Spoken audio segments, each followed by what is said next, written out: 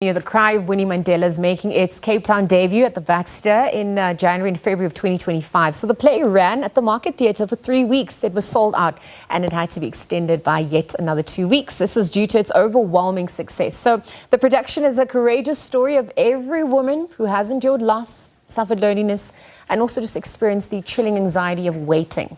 In the production, Winnie Mandela continues to be a powerful, multi-layered figure to explore. Her revolutionary spirit, also her resilient character, her generous heart have become anchors for many women of all generations and identities, each seeing herself in her legacy. Though indeed, she did not die, she multiplied. And so this morning, we're going to be joined by Ayanda Sibisi, one of the actresses on the production, to explain further and really what the Cape Town leg can also can expect from the Cape Town leg. Ayanda, good morning, and thank you for joining us at this hour. A lovely good morning. Thank you so much for having me. I'm so grateful to be here. Well, we're grateful for the work that you've done. I was chatting to you offline. I've seen the production twice, and so I'm so excited for what's in store for Cape Town. Oh, man. What do you think the expectations are ahead of having to take the successful run in Joburg and adapt it to the Cape Town audience? Oh, and I think that we are expectant of something that is so explosive. All right. And the novel was partly played and it was composed. It was like, written and composed there. And it was also launched in Cape Town. So it's such a very beautiful and full circle moment for the Professor Ndebele who actually wrote the play. And we also, the opening night is also sold out in Cape Town. Sure. So, that just tells you a lot. I mean, the introduction encompassed quite a lot of the emotions that one goes through. Yeah. And you portraying in the capacity that you are, I mean, talk to us about what you would have had to overcome in your own self to be a vessel for what you had to encompass. Yeah. Yeah, first and foremost, it is a very emotionally demanding play. So prayer is very, very important, just, centering ourselves and just putting God at the center of it all, right? And then I have to just disrobe who Ayanda is, put her aside, and then I just have to allow my character, Delisiwe, to just, come through. I allow her, I give her space, I make room for her, and I say, listen, Deli, it's time to tell your story. Let us do it. Use me. I'm a vessel. I'm open. Whatever it is that you want to explore, whatever it is that you want to highlight in this performance, go for it. Use me, my voice, my everything. Let's go. And Ayanda's voice. Can you sing? Oh my goodness. I literally have goosebumps reminiscing what she portrayed. Yes, it was powerful. And again, the power of the arts is that it gets to heal and also serve as a mirror. And because you explore such, different elements of who we are as women as well. Intergenerationally as well. So it really just bridges us, it connects us as well. Most definitely. How intentional do you think you were all about healing us on that front as women in this white supremacist patriarchal society we find ourselves in? Oh my gosh. It was very, very important. I mean, the play on its own, it resonated with so many people.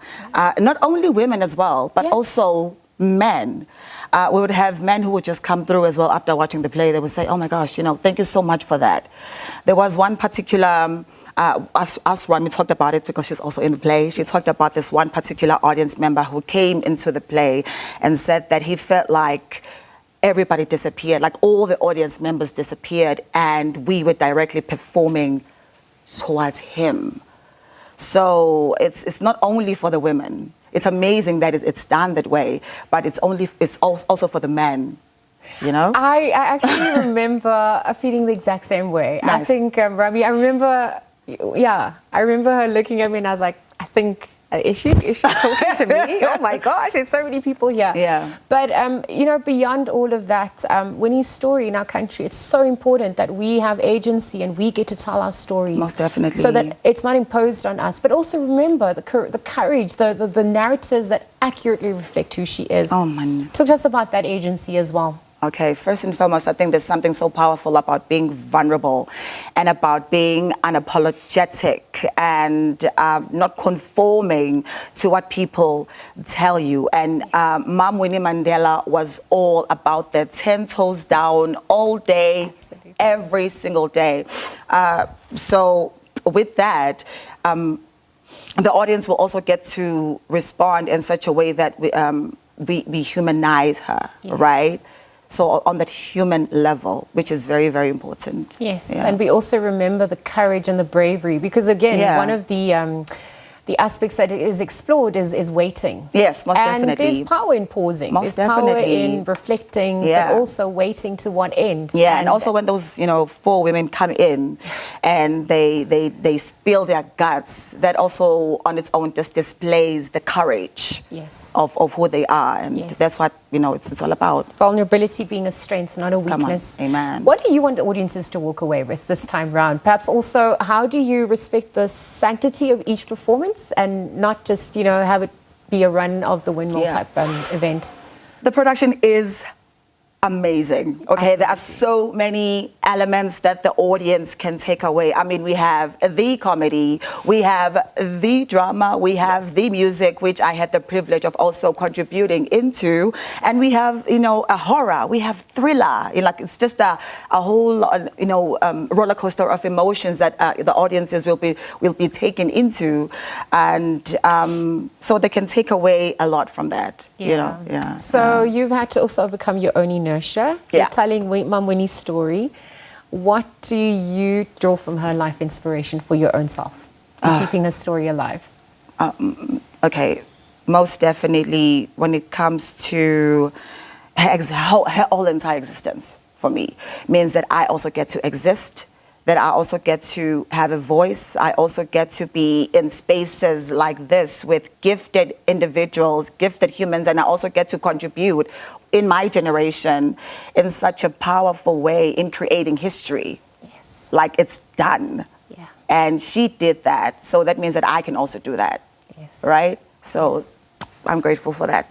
I mean, Forever she didn't grateful. die. She multiplied. Indeed, she did. Yes. So I'm forever grateful for that. In terms of preparation, because people who don't really know what's happened behind the scenes, how you all have to come together. I mean, life is going on, and then you have to get out of that zone and enter the sacred space Yeah. as well. Talk to us about some of those behind-the-scene moments. What's been a firm favorite?